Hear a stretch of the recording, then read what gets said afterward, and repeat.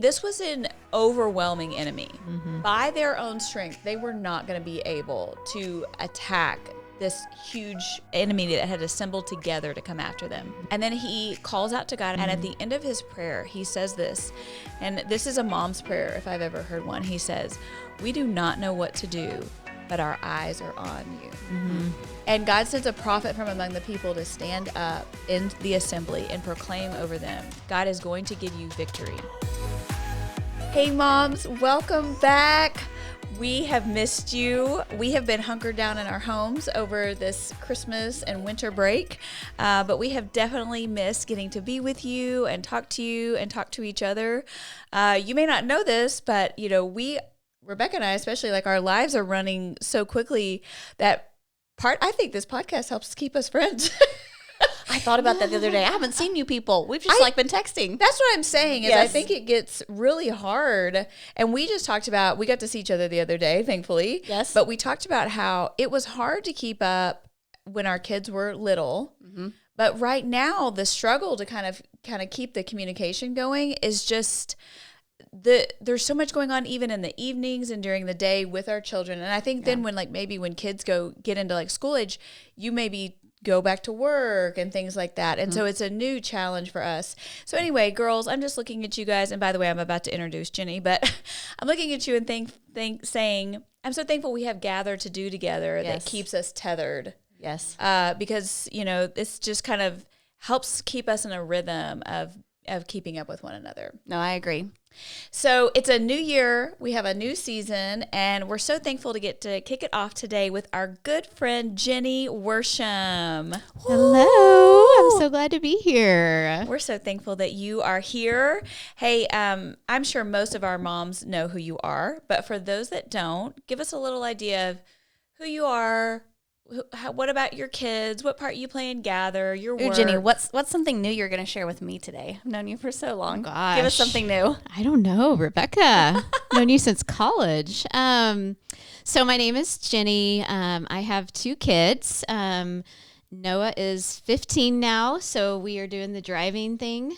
So I have not done much with him. My husband's taken most of it until he gets on the road, and then I'll be the back to school, back and forth person. You're the Dallas traffic girl. You got to take that boy down I-30. But the just stopping and going around the neighborhood is Trent's taking that part. Listen, so it's a good glute workout. I have never clenched my butt cheeks so much as when you are driving with a new driver.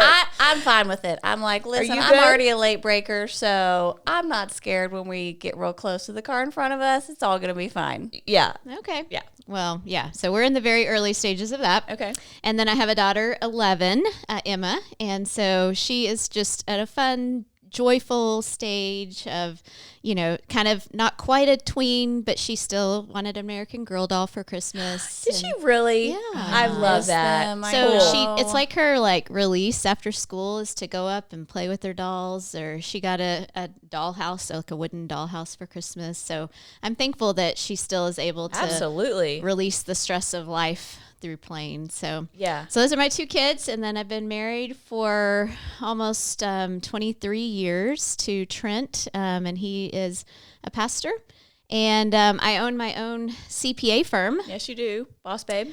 Total boss babe. So I have moms that work for me. So if you do tax accounting, put a plug in, and you would like to work from home with very flexible schedule, I'm always hiring. Yes. So I'm about to enter in a very busy season. Yeah. Which kind of is all year. Jenny, every year my heart just hurts for you when we get to the spring, and I know you have to do all those things till April 15th. It makes me sad. It's okay. It's what I chose for life. I know, but it also, doesn't it feel like, did you not know? I didn't know there were all these other tax deadlines. Oh, yeah. It's year round.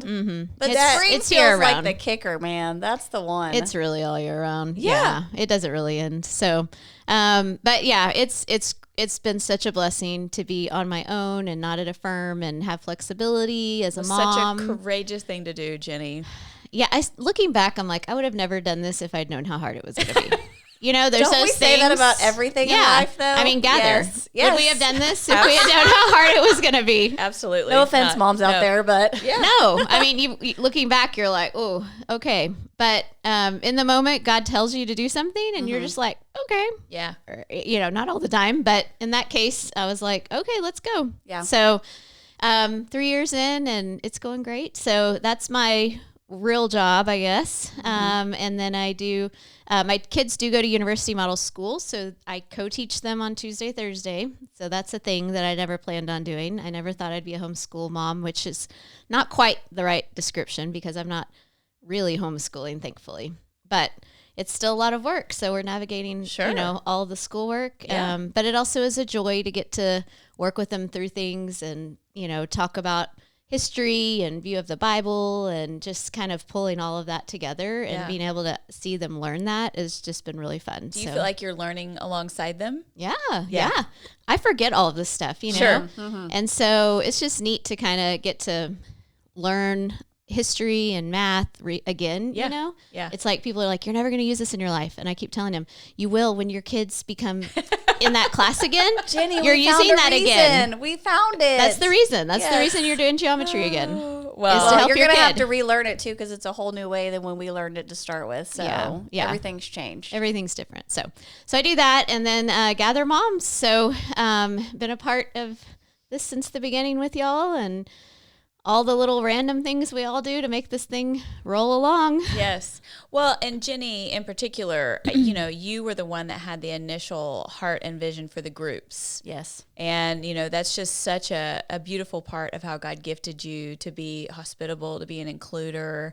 And, you know, I tend to, one of the roles I play on the team is I look at things and go, I don't think we're going to be able to pull that off. And Jenny's like, absolutely, we can do that.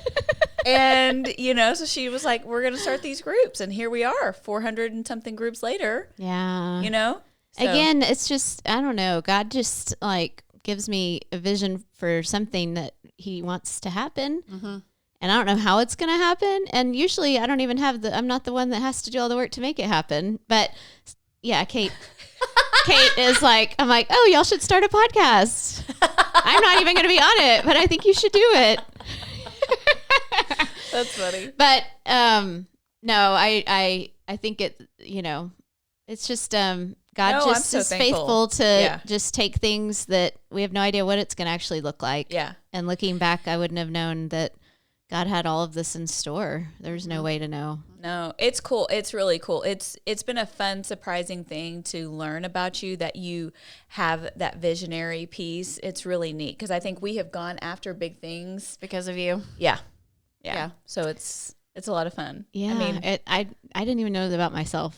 It's just like, okay, let's try this. Yeah. And, you know, doesn't always work, but sometimes. that's right. Well, and thankfully So. you keep our finances together, and which is a huge piece, and just did all our sales tax stuff. And I'm working in our merch things, and I'm like, I hope that we do not all get arrested because I just changed how we're doing tax sales on our merch. You know, I'm so overwhelmed by it. But there's a lot behind the scenes in Gather Moms people don't see that happens. Yeah. You know, so this, you know, listening to the podcast is just one small piece of what we all do all week for Gather Moms. So I'm just thankful to be in it with y'all because if any of y'all quit, we would just all throw in the towel. Anybody jump ship? Yeah. We're all going. We're all gone. Yeah. So well, it's so fun, and you know, I'm so thankful that we get to hear from moms along the way who are like, you know, this literally changed everything for me. Yeah. Getting to It be makes a part it all of worthwhile. mom community. Yes, it puts wind in our sails. You know, Rebecca and I get the really great privilege of getting to hear from moms on social or whatever that say, hey, this podcast episode was the one that unleashed for me a place where I was stuck, or, you know, it gave me the encouragement I needed, or really one of our favorite things to hear is you helped me laugh.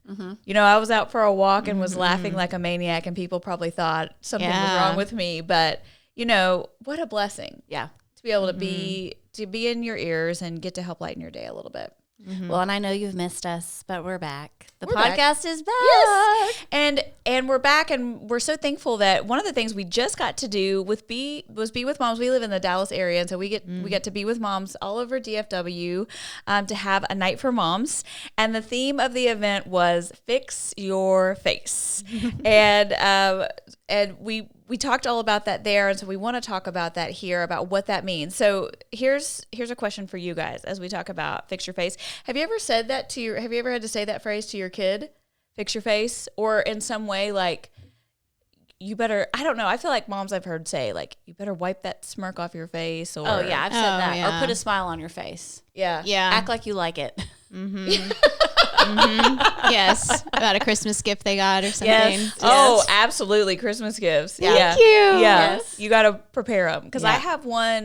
I have a little whose face betrays her. And so we have to prep her and coach her for things like that. And recently, one of my kids was playing on a sports team. And the team, like, if they ever got down in points, their faces all were just so defeated and disgusted. And I really did catch myself from the stands yelling, fix your face.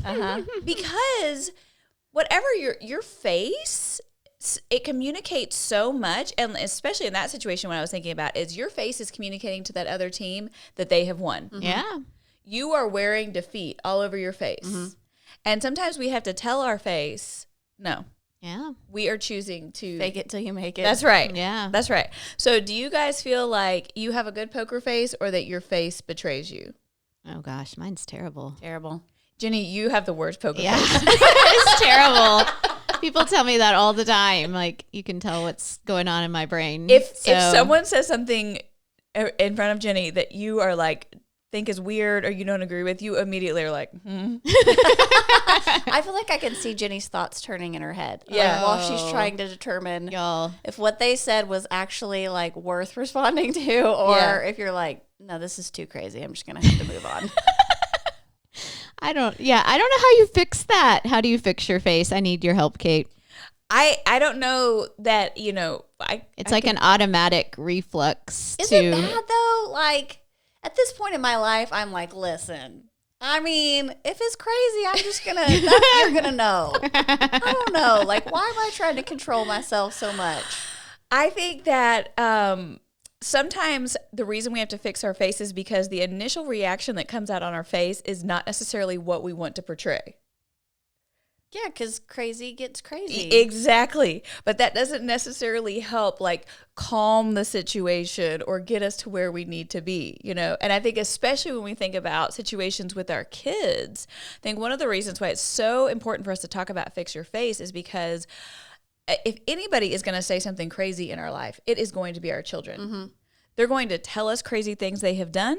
They are going to say crazy things, and we have got to be able to have a poker face. I remember the first time I was, brushing one of the kids' hair, and thankfully it only happened to one of our children, but brushing the hair, and I'm brushing, and then all of a sudden there's like things moving on the scalp, Talk about fix your face, because all I wanted to do was run, vomit, and like take a bleach bath. Yes. Yes. But I had to be the one in that moment that was like in control, didn't lose it, None of my kids have ever had lice.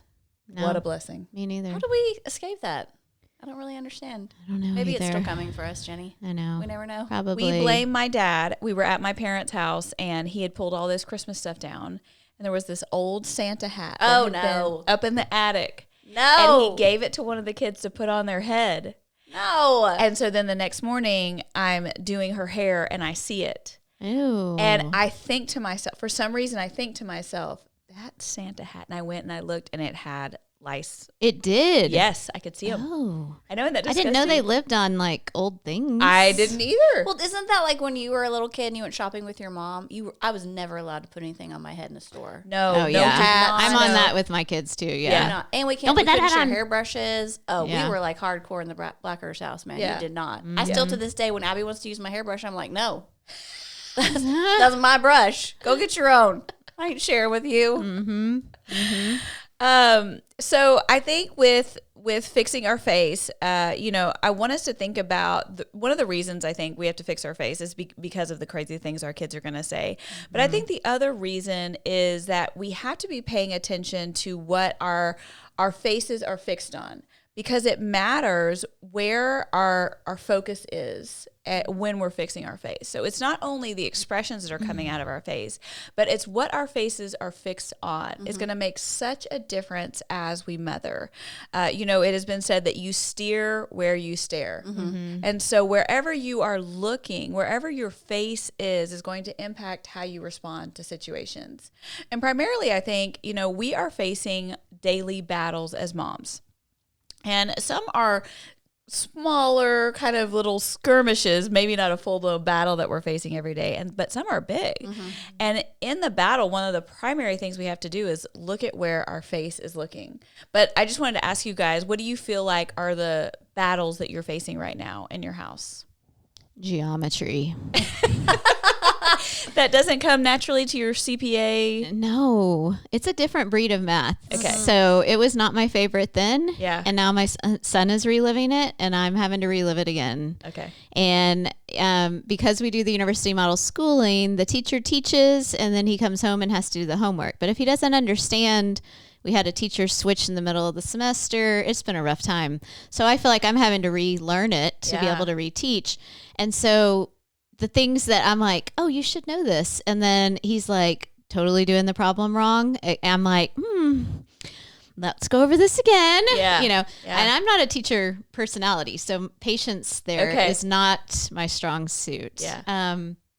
But I think having to, he came home because he was making like 50s and 60s on some things. And a lot of the class was too. So he came home the other day and he was like, I got an 81. Celebrate. And so it was like a party, Yeah. It's like, okay, Yep. this was something we worked really hard on. And I think it's taught him a lot of perseverance, Good. a lot of resilience. It's given us some good time together to Good. work through that. Yeah.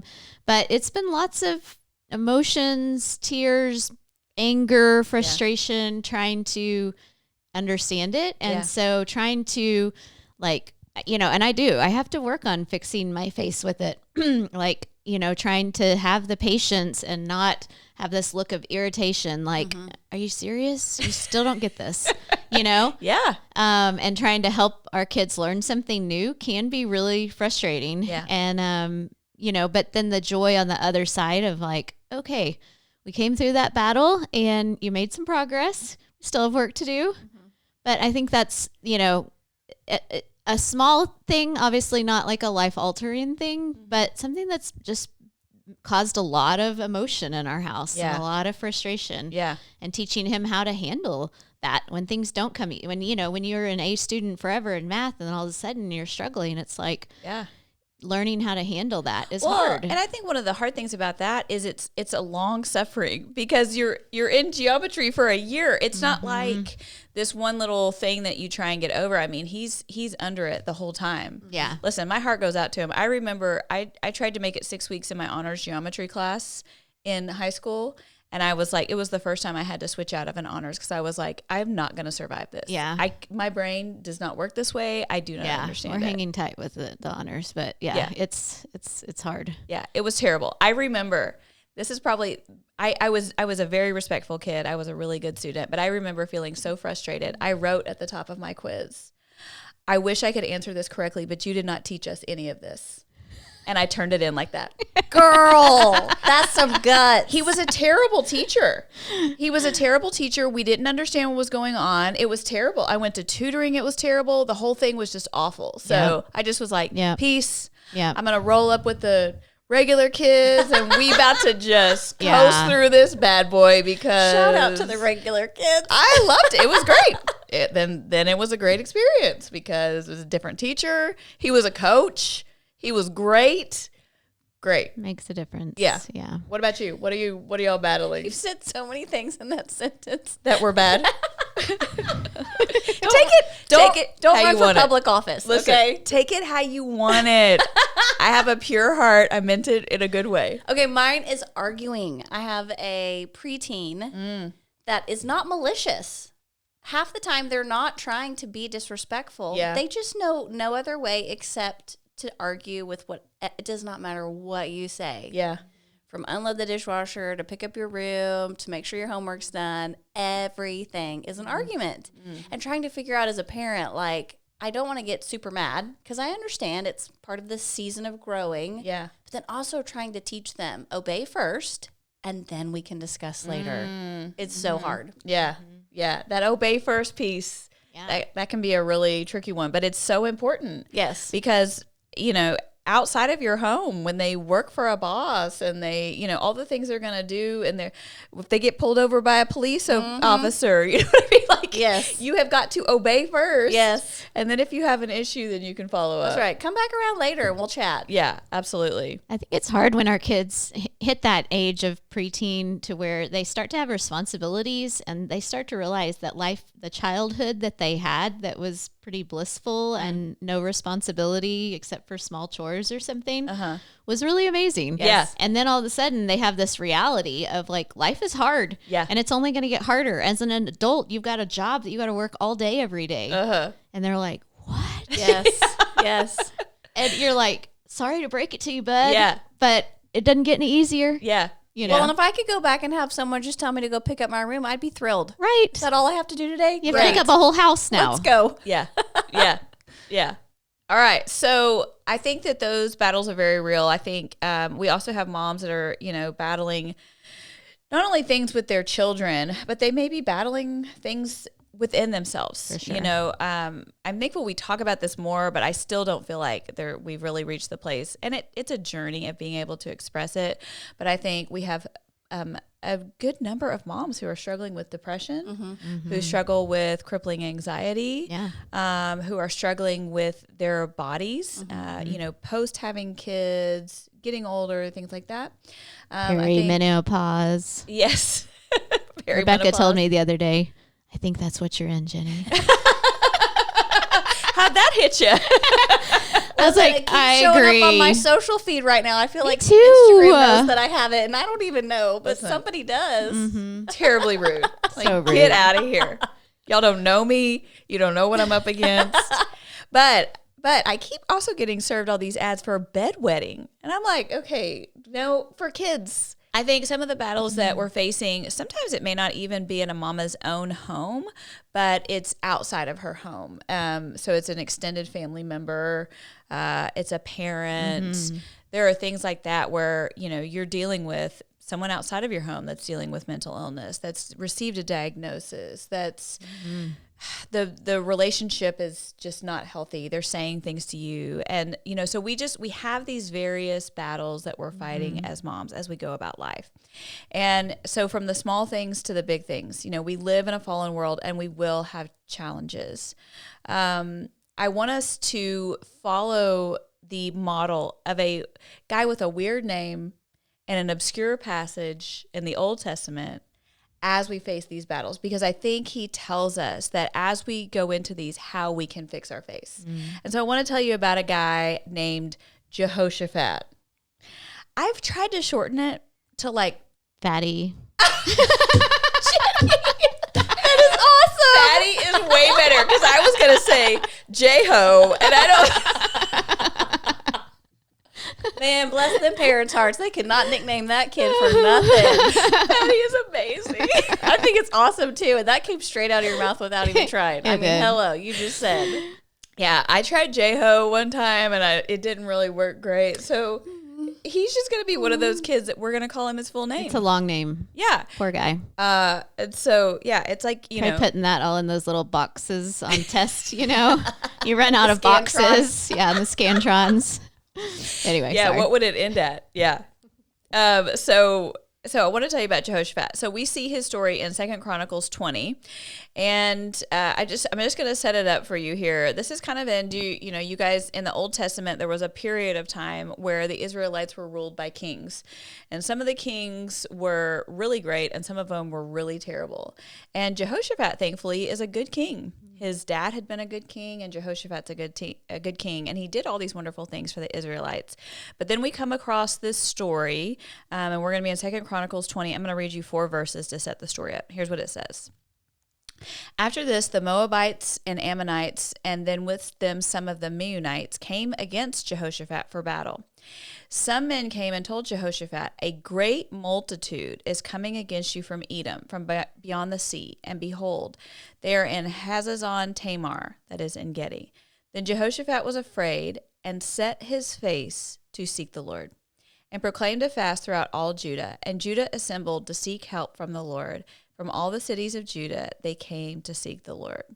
Okay, so what we just read there's a bunch of like wild names, but essentially Jehoshaphat is in Jerusalem, and he gets this word that the enemy, there's this enemy army that has grouped together.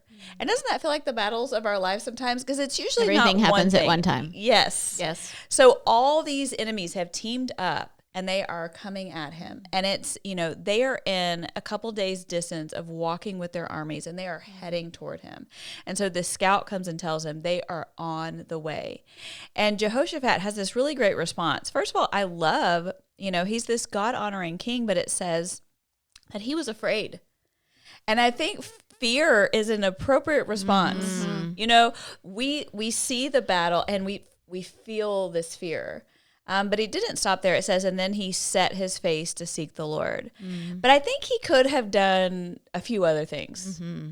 I think that, when we get news of a diagnosis, when we get news of, a kid getting bullied at school, we get news of, a child struggling with a mental illness, when we're struggling on our own, we can feel fear, but we don't do what Jehoshaphat did. Mm-hmm. Our first response is not to seek the Lord. Mm-hmm. I think a lot of times we either go into panic, go into pity, or rely on our own power. Mm-hmm. And so I'm curious from you guys, like when you get news of something, when it's like some financial issue, something major has just happened with the house, a car breaks down, you do get news of a diagnosis or someone's passed away.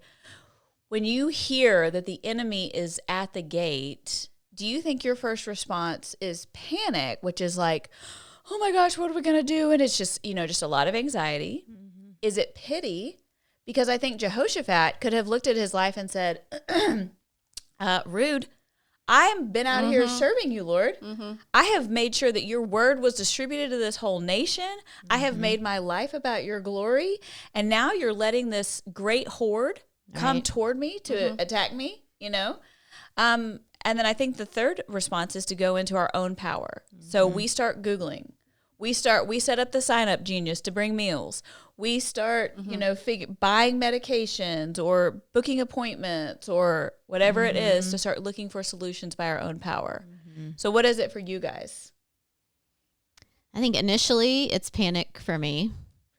Like, even if I fear that there might be something happening, that it goes more into panic. Yeah. Especially if it's related, if it affects me and my family. And then I think the power, like trying to fix it. Yeah. I think I've learned, as moms, we've learned not to Google everything. Yeah. Because that goes so wrong for us. Uh-huh. But I think at some point you're like, well, maybe I just should Google it and see. But I think trying to, fix things, and, especially if it's a friend that's going through something hard, your immediate response is like, okay, what can I do? Yeah.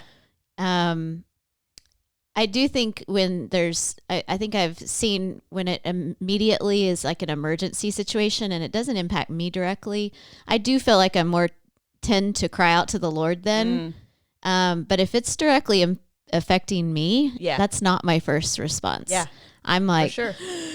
And then a little while later realize, oh my gosh, God, please help. Yes. But immediately it's just my mind starts racing. Yeah, same. I think sometimes when I get overwhelmed, I get frozen. and I just don't do anything. Like, just wait it out. I know I don't know if other moms feel that way, but sometimes it's I'm sure they do. Yeah. I don't think I can fix this problem, and honestly, there's probably 1,000 other things that I've been battling already. So it almost feels like I won't Just think try about to it. put it under the rug and Put it under the rug. Wow, yeah. that's very honest. Yeah, I mine's definitely go into my own power, because it's like, okay, I'm a doer. I'm a so I'm like, whatever, fine. And I find myself in those situations too when someone comes to you and says something has happened or something is wrong, or my kid tells me something is wrong. I've had to really grow in the area of not going, okay, well, we'll fix it, and stopping and just sitting with them in it, and just being present with them in it for that moment, and helping them to take it to the Lord instead of trying to figure out how we're going to fix it on our own. So it's amazing. So what he does is, it says he set his face to seek the Lord. And then this guy calls the nation to prayer and fasting. Wow. Which is the absolute opposite thing that you would think he would do. Because you think he knows the enemy's coming. So he tells his armies, get on your chariots, get your swords. I don't know I don't think they're shooting cannons at that point. Something, you know what I mean? Yeah. They start getting ready for battle. Yeah. But the way that he prepares for battle is to call them to prayer and fasting. And so, I'm like, you don't have time for that? no. Right. You do not have Especially time. fasting, you don't want to be weak. You're not going to be eating. It seems counterintuitive. Somebody go get the bread. We Yeah. need the carb load. Yeah. So he calls Energy drinks. Yes. Yeah. So he calls the nation, and he says over them, we're going to pray and we're going to seek the Lord. So he leads them in this beautiful prayer. And he recalls all these wonderful ways God has been faithful before. And then he calls out to God and he says, and now we need you right now. And at the end of his prayer, he says this, and this is a mom's prayer if I've ever heard one. He says, we do not know what to do, but our eyes are on you. And because, this was an overwhelming enemy. By their own strength, they were not going to be able to attack this huge enemy that had assembled together to come after them. It was going to be their destruction. And so he says to them, we do not know what to do, but says the Lord, we do not know what to do, but our eyes are on you. And God sends a prophet from among the people to stand up in the assembly and proclaim over them, God is going to give you victory. And so you prepare and you walk into battle praising, because he has handed you the victory. Wow. And so then they begin to prepare for battle. They know where they're going to meet for this battle. And but what Jehoshaphat does, I think in all modern armies, you put the infantry out front. On the front lines are the first guys that are going to go, and they've got the guns ready, and they're going to go do this is the first line of defense. You've got weapons with you. Well, the way that Jehoshaphat gives his army weapons is he puts the praise team out front. And so leading into battle, The vision of somebody coming to the worship leader and going, guess what? You're first. I feel like that dude would be like, get your tambourine. Am I supposed to hit him with the so guitar? sorry. Okay. I'm so sorry, but I'd like to be in the back. That's my choice place. Thank you so much. Or up on a stage watching it all go down. What is happening? No. Yeah. So he puts the praise team out front. And so the way, the most skilled fighters that he puts on the front lines is the praise and worship team. And so he puts them out front, and they're the ones that lead them into battle. And it tells us the song that they sing. And they sing over and over and over, give thanks to the Lord, for he is good. His steadfast love endures forever. Give thanks to the Lord, for he is good. Wow. His steadfast love endures forever. That's their marching anthem as they go into battle. And then what they find is, as they crest the hill where they're about to go down into the valley to battle with this enemy, as they crest the hill, they look down and they see that, sure enough, God has gone ahead of them and has already defeated the very enemy they thought would defeat them. Wow.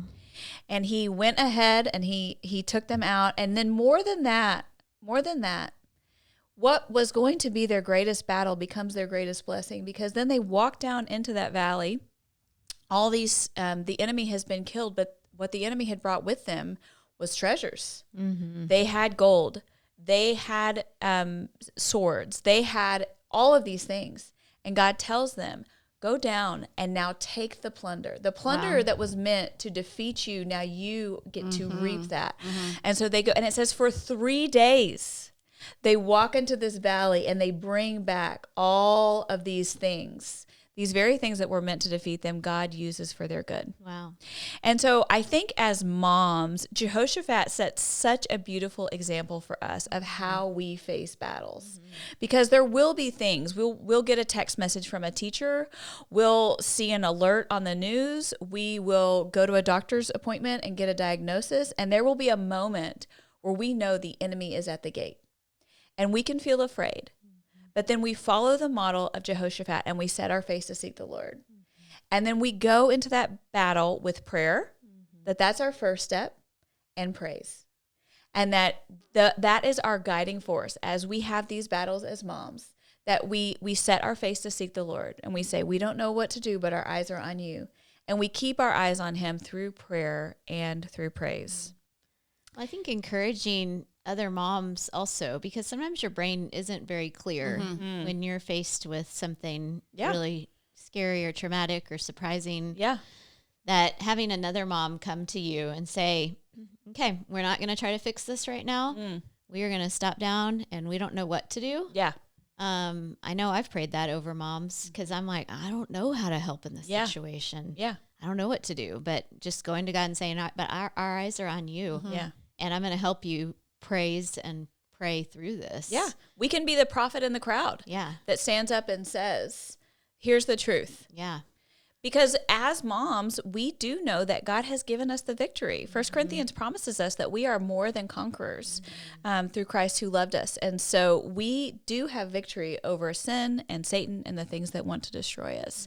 And so we can go into battle that same way. And so our job may not be the one receiving the news. We may be the prophet that needs to stand up and say, here's what's true for what you're going through. Yeah. Yeah. I think one of the battles that we are facing right now as moms that is particular to our generation of motherhood is that we are navigating conversations with our children that moms in the past may not have to navigate, especially for those of us living here in America. For many of the mothers in our past, this was a Christian nation. So a lot of the values that were taught in our schools, the values in our society reflected what we believe in the Bible. However, we are living in a different time. This is a post-Christian nation. And so we are living in a situation where our children and our children are being taught by our world and our culture things that are contrary to our beliefs. And so we are navigating really tough conversations with truth and compassion that moms in previous generations, yes, I'm sure they navigated it, but there's an extreme, it feels like the enemy is particularly coming for our children and trying to indoctrinate them into a value system that sounds good, but is deceptive and is actually not helpful to them. And so I wanted to, part of the reason we wanted to have you on today, Jenny, is because we have created a resource just for moms to help them navigate that particular battle. So will you tell our mamas about our new workbook and our new series with Right Now Media? Yeah, we are so excited about this. God put on Kate's heart this topic over a year ago, probably. Just as we talk to moms and as we hear from you what your struggles are, we take that, we carry that burden with us. Yes. And so all our desire is to help you with those burdens and to equip you to face whatever God has in the path for your family. And so if the enemy is throwing lies and deceit, then we want to help equip you to face that. So this is called Moms Let's Talk. Conversations that you must have with your kids. And so there's, things we talk with our kids about all the time, but then there's some topics that are just hard that we don't necessarily know how to talk about or when to talk about. And so we wrote down and worked on this list for a long time, trying to determine what are the top topics that moms really need to talk about. And so we came up with a list that included hard things. Yeah. And there were hard things for us to talk about. And I think it took us on a journey of figuring out, okay, how do we want to talk about this with our kids? Are we talking about this with our kids? There's still some of those topics that we talked about that I'm like, I need to talk about that more with my kids, you know? So, we talked about emotions. We talked about grief and trauma. We're surrounded by hard tragedies now, especially with social media. You see things that are more maybe you didn't know about before, school shootings, things like that. Absolutely. And trying to talk to your kids about that. We talked about in emotions with stress and anxiety and depression and anger and how to help your kids manage those friendships and bullying and the hard way of, every kid is faced with challenges with that. Helping your kids navigate that well. And then we talked about just in our culture, our kids need to know how to defend their faith. Right. And know what they believe. And that they make their faith their own. So we talk about that and how to help your kids make their faith their own and then defend their faith and know what they believe, why they believe it, and the worldview that they're coming from so that they can stand up against whatever the enemy sends their way. Yeah. And then we talked through some hard cultural items that have been more recently, like gender identity and what all of that means and the terms and helping moms feel equipped for that. Yes. And then Kate spent a lot of time, and she's, I think, done some podcasts on this too, but screens and technology is just a huge topic in our homes. Yeah. From birth. Yeah. I still get messages regularly on social media saying, hey, what was that software that you're using? Hey, what are the rules that you're doing in your home? So by the way, we now have a guide available on our website. So we'll tag that in the show notes. So it's everything I've ever talked about that's there. And then that's also available in the workbook. Yes. So we created a workbook to go along with the study. So it could be something that mom does on her own. If you don't have a community of moms around you, first of all, we would encourage you to find them. Yes. But if you don't, then doing it on your own is the next best option. And it's certainly something you can go through on your own. And so there's 9 different sessions. And then we are so grateful for our partnership with Right Now Media, who produces amazing, gorgeous content for Christian Bible studies. Yeah. So you can kind of picture it like, I kind of describe it like Netflix. I don't know if that's how they would describe themselves, but of Christian content. It's a similar looking screen where you go in, you look and find things that you want. So they've recorded 3 series with us now, which is so incredible. Yes. So if you just search moms on Right Now Media, you'll find our content there in 3 different series. And so this one is on there now too. And you can watch us, the 3 of us and 2 of our friends, and some special guests that we had, talk about that, just like we're sitting here talking about those hard things that we have to talk to our kids about. Yeah. So that's such a gift. So you can watch that and then do the lesson. If you have a group of moms to do that with, then that's ideal because you can discuss that, you can talk about it together, and we learn so much from each other. Yeah. So that would be the best way to do it. But we would love for y'all to feel equipped. Maybe those conversations are way down the road for some of them. Sure. Maybe you have, newborn or young toddlers. Sure. And some of these are way down the road. But I think having this as a resource and learning now will help, that stuff stays with you. I remember there was something Gather Moms talked about that. Well, and give you some language so that you kind of have in your mind, these are kind of some of the wording you can say. Yeah. One of the things we did with this workbook too, because we talked about this in the Right Now Media series, we talked about, hey, did you grow up in a home where you could ask the hard conversations? Was it free? Right. And a lot of us did not have that modeled. Don't know the language to use, may not have experience talking with children and kind of, what kind of language to use with children. So one of the things you'll find in this workbook that's different than anything we've done before is scripts for moms to have these conversations with their children. Yeah. And we have scripts for younger kids and scripts for older kids. Yeah. To kind of help just be a jumping pad for you to kind of get those things started so that you don't feel overwhelmed with what language you need to use or kind of where you're going with these conversations. Yeah. One of our friends that we love is the Birds and the Bees, and they always say just to drip. I think having one big conversation is overwhelming. Absolutely. So we encourage y'all to just drip, drip, drip. Even from when they're young, just starting to talk about these things. Yeah. Well, and I think a lot of times people think that because we've created and written these studies that we're really good at it. Oh gosh. But No. I find myself going back to our own stuff. Same. And Oh, yeah. saying, oh my gosh, I forgot what we did there and I need a reminder. Yeah. So what's so great about Right Now Media is it's such an easy access point that at any point, if you've got a kid that you're like, they will never struggle with this, and then it pops up on your radar, Yes, it's so yes. easy to go back and find those helpful resources for that exact moment that you I need it. love that. Yeah. Yeah. So Right Now Media is available through your church if your church subscribes. If your church does not subscribe, you can reach out to us at groups@gathermoms.com, and we can help you get access to just our videos for that. But we encourage you, if your church does not subscribe, Right Now Media is such a great asset because there's so many Bible studies for anything you could be needing. So we encourage you to talk to your pastor about joining Right Now Media. Yeah.